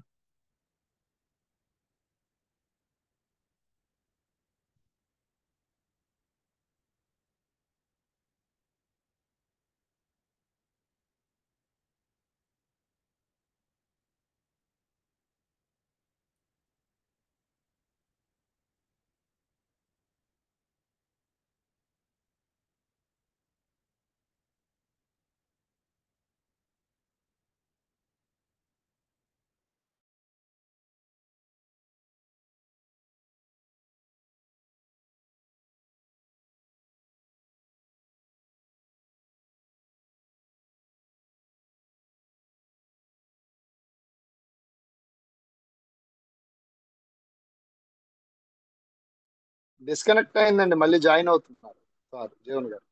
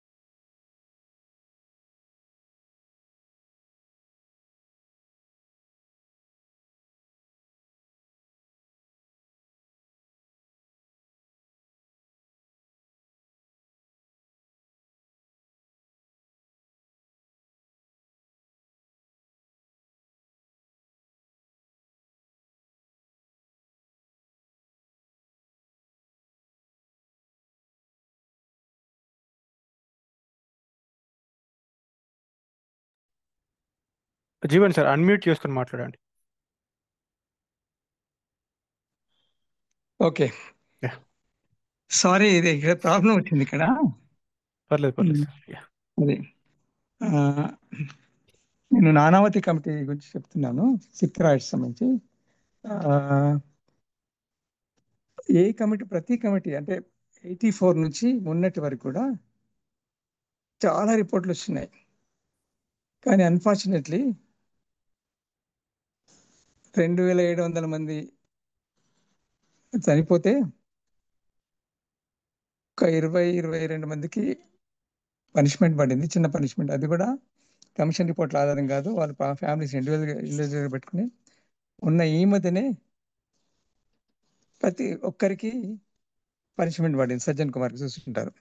ఇది అన్ని రిపోర్ట్లు అన్నీ కూడా ముగ్గురు 3 కమిషన్ రిపోర్ట్లు, తర్వాత మధ్య కమిటీలు, చాలా పెద్ద ఒక 30-40 ఏళ్ళ చరిత్ర ఉంది. మీరు అది చదవాలి అంత ఒకసారి. అన్నిట్లో కూడా ముగ్గురు వ్యక్తుల్ని, హెచ్కేఎల్ భగత్, తర్వాత ఈ సజ్జన్ కుమారు, జేడీ స్టేట్లలో వీళ్ళ వల్ల వీళ్ళు రెచ్చగొట్టిన అనే విషయం చెప్పింది తప్ప ఎక్కడ కాంక్రీట్ ఎవిడెన్స్ లేదు. ఒక సజ్జన్ కుమార్ విషయంలో కొంత కాంక్రీట్ ఎవిడెన్స్ చూపెట్టినారు. ఆ, అది చాలా విచారకరమైన విషయం. అన్ని ఎంక్వైరీ కమిషన్లో కూడా మనుషులు చనిపోయిన సంఘటనలు చాలా జరిగినాయి, బాంబే రేట్స్ కానీ కానీ ఎక్కడ కూడా ఒక పోలీస్ ఆఫీసర్ని పాయింట్అవుట్ చేయడం కానీ, సిస్టమ్ ఫెయిల్యూర్ అనడం, లేక మేనేజ్మెంట్ సరిగా లేదు అనడం, ఏదో ఆల్టర్నేటివ్ చెప్పడం, ఇట్లా చేస్తే బాగుండేది, అట్లా చేస్తే బాగుండేది, కానీ కాంక్రీట్గా ఎక్కడ చెప్పలేదు. అది చాలా విచారకరం. యాక్చువల్లీ ఈ 1990లో ఈ సిక్ రైట్స్ విషయంలో 72 మంది పోలీస్ ఆఫీసర్లు నేమ్ చేసినారు. ఆ నేమ్ చేసిన దాంట్లో ఏంటంటే they are name for their negligence. 72 మందిని డిస్మిస్ చేయమన్నారు. డిస్మిస్ చేయమని అన్నారు, కానీ దాన్ని పార్లమెంట్లో పెట్టలేదు, వాళ్ళని డిస్మిస్ చేయలేదు. ఇది పరిస్థితి. అన్నిట్లో కూడా ఏ కమిషన్ రిపోర్ట్ తీసుకున్నా కూడా ఇదే జరిగింది. అయితే నేను చెప్పిన రీసెర్చ్ స్కాలర్ ఏమంటారంటే, అసలు ప్రభుత్వాలు అన్నీ కూడా ఊరికి ఐవాష్గా కమిషన్లు వేసినాయి. అంటే పబ్లిక్ అవుట్క్రేను కొంత సంతృప్తిపరచడానికి, అట్లాగే ఊరికే సిస్టమ్ ఫెయిల్యూర్ అని చెప్పడానికి, అట్లాగే అడ్మినిస్ట్రేషన్ బాగలేదని చెప్పడానికి, రూల్ ఆఫ్ లాస్ పాటించలేదు, ఫ్యూచర్లో ఇటువంటి కావద్దని చెప్పడానికి తప్ప అసలు నిర్దిష్టంగా ఫలానా వాళ్ళ వల్ల జరిగింది, ఇది అంటే ఇంప్యూనిటీ ఇచ్చిండు పోలీసులకి, పోలీసులు చేశారు అని. ఎందుకంటే మన అనుభవంలో ఉండింది. మనం ఇప్పటివరకు నా దగ్గర ఉన్న లెక్క ప్రకారంగా 4200 ఎన్కౌంటర్లేని ఒక్క ఎన్కౌంటర్ కేసులో కూడా పనిష్మెంట్ పడలేదు. కొన్ని కోర్టులో నడిచినాయి. మాధవరావు గారు రాసిన 2 ఎన్కౌంటర్లు, తర్వాత నిర్మల్లోకి ఎన్కౌంటర్ జరిగింది. ఆ 3 తప్ప ఎక్కడ బాంబేలో ఈ మాఫియా గ్యాంగ్ విషయంలో జరిగిన ఎన్కౌంటర్లకు 2 పడ్డాయి, కానీ ఎక్కడ లేదు. ఇది పరిస్థితి. అంటే కమిషన్లు కూడా ఎక్కడ అంటే దాని కారణాలు కూడా వాళ్ళు అనలైజ్ చేశారు. ఒకటి ఏంటంటే, ఈ డిపోజిషన్ చేసిన వాళ్ళు భయంతో వచ్చి చేసినారు. కమిషన్లు చాలా రోజులు జరిగేసరికి వాళ్ళ జ్ఞాపకం లేదు, రికార్డు సరిగ్గా చేసుకోలేదు. తర్వాత డిపోజిషన్ అన్ని కమిషన్లలో కూడా డిపోజిషన్ చేయకుండా గ్యాంగ్స్, పోలీసు పెట్టిన గ్యాంగులు కావచ్చు, ప్రభుత్వ మనుషులు కావచ్చు, బెదిరించడం, డిస్వేజ్ చేయడం, ఇది అన్నిట్లో జరిగిందని వాళ్ళకు 30 కమిషన్ రిపోర్ట్స్ పరిశీలించి రాస్తున్నారు. నాకు చాలా నోట్స్ ఉంది ఇది విషయం. సో ఇది కాకుండా స్కామ్ల మీద కమిషన్లు ఇస్తున్నారు. స్కామ్లు ఇప్పుడు ఈ ఫైనాన్షియల్ స్కామ్స్, హర్షద్ మెహతా లాంటి ఒక 12 స్కామ్స్ జరిగినాయి భారతదేశంలో, వాటి మీద కమిషన్. దాంట్లో మాత్రం కొంచెం నిర్దిష్టంగా చెప్పారు ఆ స్కామ్ ఎంత జరిగింది, ఎవరు బాధ్యులు, బ్యాంకు లోపాలు ఏమన్నాయి, ఫైనాన్షియల్ ఇన్స్టిట్యూట్ లోపాలు ఏమన్నాయి. కానీ పోలీసుల విషయంలో, స్టేట్ విషయంలో ఎప్పుడు కూడా రిపోర్ట్స్ ఆల్మోస్ట్ చాలా రిపోర్ట్లలో స్టేట్ ఫ్రెండ్లీ కాదు, స్టేట్ సాఫ్ట్నెస్ చూపెట్టినారు అని ఆర్టికల్లో నేను చదివాను. ఇది విషయాలు. మరి ఇంతకంటే మాట్లాడేది లేదు మరి నాకు. చాలా పెద్ద సబ్జెక్టు, అంటే చాలా నోట్స్ చాలా ఉంది నా దగ్గర. నేను ఇంత బ్రీఫ్ చేశాను. బగల్పూర్ అంటే చాలా మేజర్ సంఘటనలు కొన్ని నేను చెప్తాను. మాథూర్ ప్రసాద్ కమిషన్, మహారాష్ట్ర, మొరాదాబాద్ రైట్స్ 1700 మంది చనిపోయినారు, మొరాదాబాద్ రైట్స్. అట్లాగే బాలసుబ్రహ్మణ్య కమిషన్ 81లో బలార్ షా రైట్స్, బీహార్ షరీఫ్ రైట్స్ 80 మంది చనిపోయినారు. తివారీ కమిషన్ అస్సాం, నెల్లి మ్యాసకర్ అని పాపులర్, 2307 మంది చనిపోయినారు. అట్లాగే Ranganath Mishra commission anti Sikh riots 2733 అని 3 రిపోర్ట్ చెప్పినాయి. అందరూ చనిపోయిన వాళ్ళు ఏం చేస్తారు, అంటే ఒక్క రంగనాథ్ మిశ్రా కమిషన్ రిపోర్ట్లో ఏమైందంటే, రీహాబిలిటేషన్ కొంత జరిగింది. ఒక 800 మంది విడోస్కి ఒక విడోస్ కాలనీ ఢిల్లీలో కట్టినారు. అది కూడా అందరు సరిపోలేదు, 800 మంది వాళ్ళు ఐడెంటిఫై చేస్తున్నారు. అన్ని కమిషన్లు కూడా దీంట్లో కూడా వాళ్ళని ఎట్లా ఐడెంటిఫై చేయాలా, వాళ్ళ సమాచారం ఎట్లా సేకరించాలా, తర్వాత ఇదే కమిషన్ అన్ని దాని మీద స్పెండ్ చేసినాయి. కానీ అసలు ఎట్లా యాంటీసిక్ రైట్స్లో డైరెక్ట్గా చంపింది ఎవరు అసలు అనేది అంటే వెనుక నుంచి ప్రేరేపించడం చెప్పింది తప్ప అసలు వేరే ఏమీ లేదు. అట్లాగే ఈ దావే కమిషన్ రిపోర్ట్ గుజరాత్లో యాంటీ రిజర్వేషన్ కమిటీలు అలా 230 చనిపోయినారు.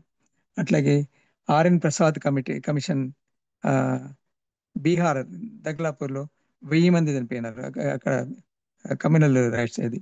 అట్లాగే Hirman Singh commission 1990 Rangareddy Hyderabad communal riots 200 మంది చనిపోయారు 1990లో. 1992 లిబర్హాన్ కమిటీ బాంబే బాబ్రీ మసీదు 2000+ చనిపోయినారు. ఆ, ముంబై రైట్స్, తర్వాత ముజఫర్ నగర్ యూపీలో 67 మంది చనిపోయినారు. ఇంతమంది అంటే ఇంతమంది చనిపోయినా కూడా ఎక్కడ కూడా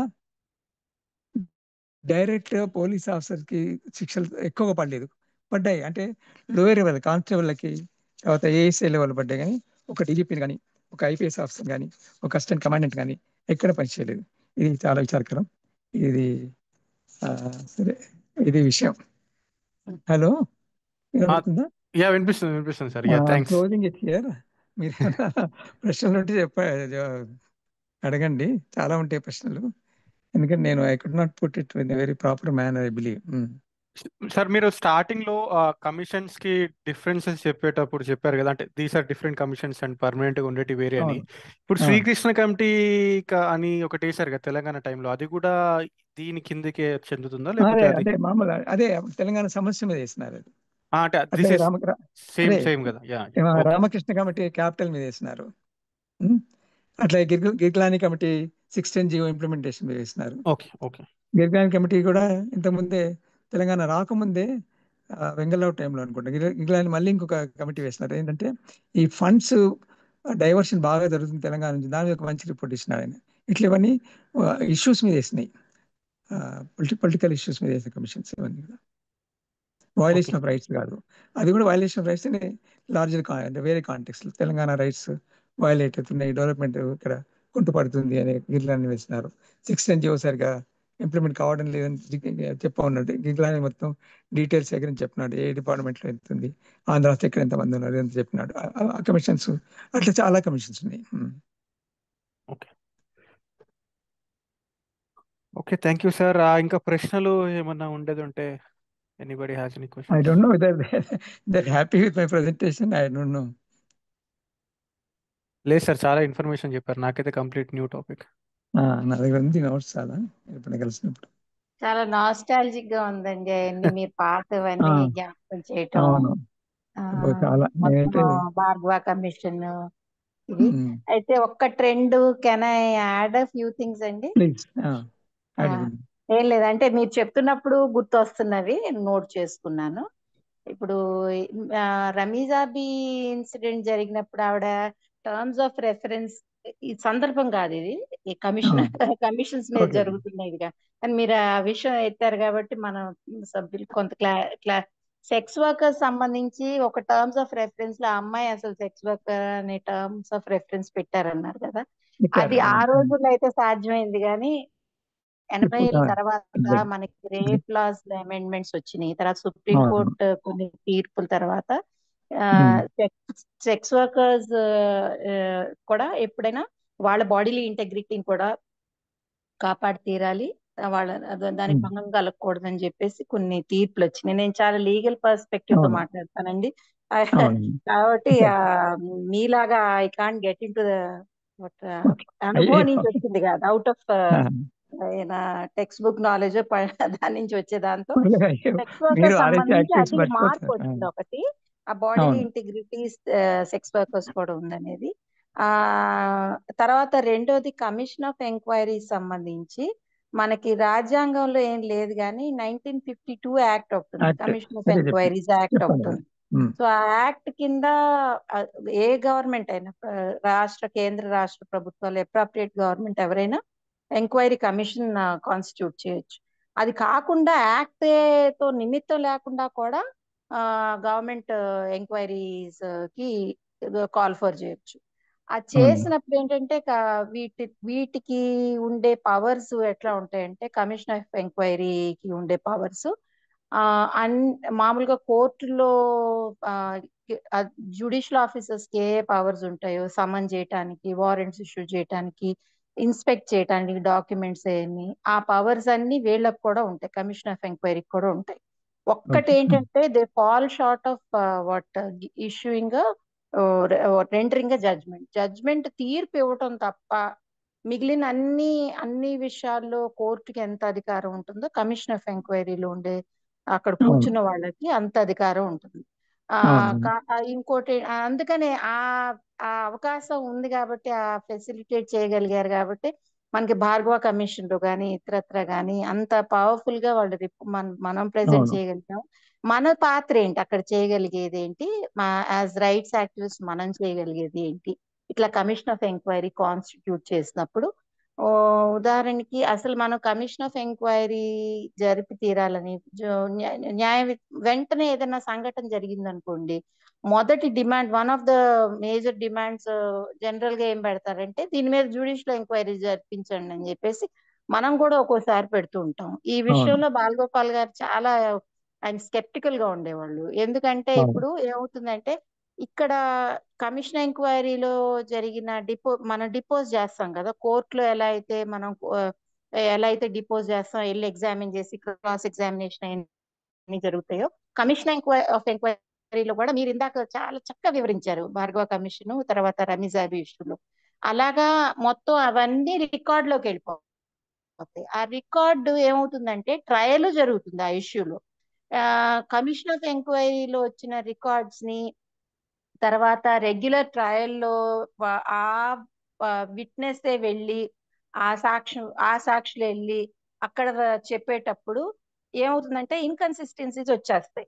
అందుకనే బాలగోపాల్ గారు ఏమనేవాళ్ళు అంటే ఈ జ్యుడిషియల్ ఎంక్వైరీ కమిషన్స్ ముందు ప్రొసీడింగ్ డిమాండ్ చేయటం అనేది 1-2 సార్లు ఆలోచించుకుని డిమాండ్ చేయాలి. ఎందుకంటే అది ఆఖరికి ట్రయల్లో ఆ విట్నెస్ మళ్ళీ తను చెప్పింది అందులో ఏమైనా వైరుధ్యాలు ఉంటే ఆ పేరుతో కోర్టులో కేసులు కొట్టేసే అవకాశం ఉంటుంది.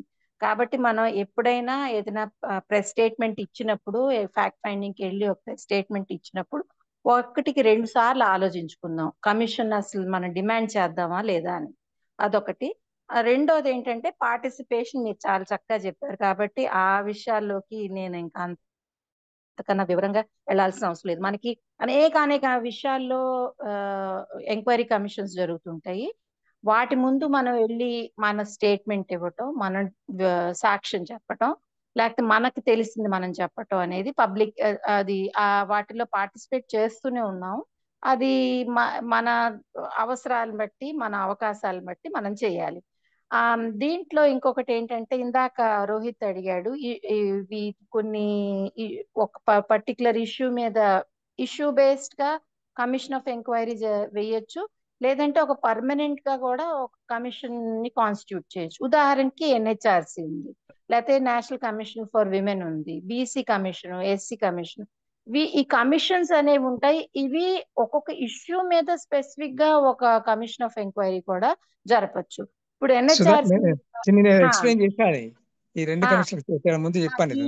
అదొకటి. తర్వాత ఇంకోటి ఏంటంటే ఈ కమిషన్స్ ముందు మనం వాళ్ళకి ఉదాహరణకి ఎన్హెచ్ఆర్సి కమిషన్ కి కమిషన్ ఆఫ్ ఎంక్వైరీ యాక్ట్ కింద కాకుండా ఎన్హెచ్ఆర్సికి ఇంకా కొన్ని పవర్స్ ఉంటాయి. ఎట్లా అంటే వాళ్ళు కాంపెన్సేషన్ కూడా ఇవ్వచ్చు. కాబట్టి లాకప్ డెత్ కేసెస్ లో ఇప్పటికే రోహిత్లు అందరూ తర్వాత మిగిలిన మెంబర్స్ యంగ్స్టర్స్ ఇప్పటికే ఎన్హెచ్ఆర్సి ఎస్హెచ్ఆర్సి కూడా పెడుతున్నారు. ఆ పెట్టే దాంట్లో లాకప్ డెత్స్ లో వాటిల్లో కాంపెన్సేషన్ ఇచ్చి ఆ డైరెక్షన్ ఇచ్చే పవర్ కూడా వాళ్ళకు ఉంటుంది. అదొకటి చెప్దాం అనుకున్నాను. తర్వాత ఇంకోటి ఏంటంటే ట్రిబ్యునల్స్ కి వచ్చేసరికి ట్రిబ్యునల్స్ కి అంటే 80s లో మనకి అదొక అమెండ్మెంట్ ద్వారా, రాజ్యాంగంలో అమెండ్మెంట్ ద్వారా ట్రిబ్యునల్స్ కాన్స్టిట్యూట్ చేసే అధికారం ఇచ్చింది రాజ్యాంగం. అది ప్రభుత్వానికి త్రూ పార్లమెంటే కాన్స్టిట్యూట్ చేయొచ్చు. ఇప్పుడు మనకి అడ్మినిస్ట్రేటివ్ ట్రిబ్యునల్స్ ఉన్నాయి, మీరు చాలా వివరంగా చెప్పారు ట్రిబ్యునల్స్ అంటే. కొంచెం దాని I'm just adding to it. ఆ ట్రిబ్యునల్స్ ఏంటంటే central administrative tribunal, state administrative tribunal ఆ కాన్స్టిట్యూషన్ కింద సర్వీస్ మ్యాటర్స్ లో కాన్స్టిట్యూట్ చేయడానికి అవకాశం. అదే కాకుండా ఇతరత్రా కూడా ట్రిబ్యునల్స్ కాన్స్టిట్యూట్ చేయొచ్చు. ఉదాహరణకి మనకి ఫ్యామిలీ కోర్టులు అంటున్నాం కానీ అసలు చెప్పాలంటే అవి ట్రిబ్యునల్స్. తర్వాత లేబర్ మ్యాటర్స్ లో కూడా కొన్ని సార్లు ఇప్పుడు కొన్ని విషయాల్లో మనకి ట్రిబ్యునల్స్ కి ఇస్తారు. లేబర్ కమిషన్ ఉంది, అది కూడా ఒక రకమైన ట్రిబ్యునలే. ఆ తర్వాత ల్యాండ్ గ్రాబింగ్ కేసెస్ లో ట్రిబ్యునల్స్ ఏర్పాటు చేస్తారు. ఎన్సిఎల్టీ ఉంది. అట్లా మనకి ఇప్పుడు ఏమైపోయిందంటే కోర్టులు తన పని భారం తగ్గించుకోవటానికి స్పెషలైజేషన్ మనకి ఎట్లయితే మెడిసిన్ లో వచ్చేసిందో స్పెషల్ కోర్ట్స్, స్పెషల్ ట్రిబ్యునల్స్ అది చాలా మామూలు అయిపోయింది. పూర్తిగా వదిలించేసుకుని సివిల్ కోర్ట్స్ జ్యూరిస్డిక్షన్ అంతా తగ్గించుకుని మొత్తం తీసుకెళ్లి ట్రిబ్యునల్స్ కి అప్పచెప్తున్నారు. ఆ ట్రిబ్యునల్స్ ఏమైనా సరిగ్గా రన్ చేస్తారంటే అది లేదు. వాటిల్లో సరిగ్గా ట్రిబ్యునల్స్ లో ఉండే మెంబర్స్ ని రిక్రూట్ చేయరు. అధ్వానంగా ఉన్నాయి ట్రిబ్యునల్స్ పరిస్థితి కూడా. దాని మీద మళ్ళీ సుప్రీంకోర్టు రకరకాలుగా మీరు సరిగ్గా ట్రిబ్యునల్స్ రన్ చేయటం లేదు, వాటిలో భర్తీలు చేయట్లేదు, క్వాలిఫైడ్ మెంబర్స్ ని తీసుకోవటం లేదు, అన్యాయంగా ఉంటున్నాయి అని చెప్పేసి కోర్టులు కూడా, సుప్రీంకోర్టు కూడా ఎన్వి రమణతో సహా వాళ్ళు అనేక కేసులు ట్రిబ్యునలైజేషన్ ని సరిగ్గా చేయలేదు ఈ దేశంలో అని చెప్పేసి వచ్చిన తీర్పులు ఉన్నాయి. తర్వాత మీరు రివర్ వాటర్ ట్రిబ్యునల్స్ గురించి చాలా వివరంగా చెప్పారు. అది కూడా ఏంటంటే రాజ్యాంగంలో 262 ఆర్టికల్ 262 కింద parliament has to constitute an inter state river water tribunal. మనకి కృష్ణ అయినా గోదావరి అయినా ఇంకా దేశంలో అన్ని దేశాల్లో నదీ వివాదాలు జరిగేవి. ఆ పార్లమెంట్ గనక ఫలానా ట్రిబ్యునల్ కాన్స్టిట్యూట్ చేయాలని చెప్పేసి పార్లమెంట్ చెప్పి దానికి సంబంధించి యాక్ట్ పాస్ చేస్తే దాన్ని బట్టి ట్రిబ్యునల్ కాన్స్టిట్యూట్ చేస్తారు. చేసి దానికి ఎందుకని చేశారంటే అది మన నదీ జలాల మన జలపాఠాల పుస్తకంలో బాలగోపాల్ గారు చాలా వివరంగా రాశారు ఆ విషయం. ఎందుకంటే ఇది రెగ్యులర్ కోర్ట్స్ కి పెట్టొద్దు అనుకున్నారు. దానికి వేరుగా ఒక అవార్డు, దానికి సుప్రీం కోర్టు కూడా పవర్ ఉండదు. అది అబ్సల్యూట్ పవర్ ఆ ట్రిబ్యునల్ ది. వాళ్ళు దాని మీద అప్పీల్ కూడా ఉండదు inter state river waters tribunal లో. ఇప్పుడు వెళ్తున్నారు కానీ అవి ఏంటంటే చిన్న ఇంటరిం మెజర్స్ కోసం వెళ్తున్నారు కానీ అవార్డు మీద వెళ్ళటానికి చాలా తక్కువ అవకాశాలు ఉన్నాయి అప్పీల్కి వెళ్ళటానికి. ఇది inter state river water tribunal సంగతి. ఇంకా ఆఖరిగా మీరు చెప్పిన పీపుల్స్ హ్యూమన్ రైట్స్ ట్రిబ్యునల్స్ గురించి, అది మొదటి ప్రయోగం చింతపల్లిలో చాలా బాగా చేశారు. దానికి అది ఇన్స్పిరేషన్ ఏంటంటే వియత్నాం వార్ తర్వాత international war criminal crimes tribunals మీద రస్సెల్ను జీన్ పాల్ సాత్రే వాళ్ళు దాన్ని రస్సెల్స్ ట్రిబ్యునల్ అంటారు. వాళ్ళిద్దరు అప్పుడు ఆనాటి మేధావులు ఇట్లా పీపుల్స్ ట్రిబ్యునల్ కాన్స్టిట్యూట్ చేసి అది ఒక ట్రెండ్ సెట్ చేశారు. అది మనం చింతపల్లిలో అది ఒకసారి ఆ ప్రయోగం చేసాము. అయితే ఇప్పుడు ప్రస్తుతం ఈ ట్రిబ్యునల్స్, పీపుల్స్ ట్రిబ్యునల్స్ రాష్ట్రంలో జరుగుతున్నాయి. ఉదాహరణకి దళిత స్త్రీ శక్తి వాళ్ళు అట్రాసిటీస్ అగైన్స్ విమెన్ కి సంబంధించి, చైల్డ్ రైట్స్ మీద కొన్ని గ్రూప్స్ చేస్తున్నాయి కానీ మనం మానేసాం. బహుశా ఇది ఇప్పటి తరం హ్యూమన్ రైట్స్ యాక్టివిస్ట్ మళ్ళీ దాన్ని రివైవ్ చేస్తే బాగానే ఉంది. I know I taking a lot of time and ఊరిపై మాట్లాడుతున్నాను, sorry. I wanted to share these issues. No, Thank you. thanks madam. Rohit Gutta,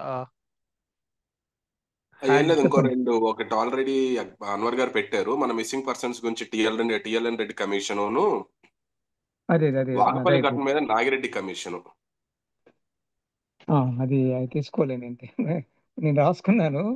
actually అది ఏమైందంటే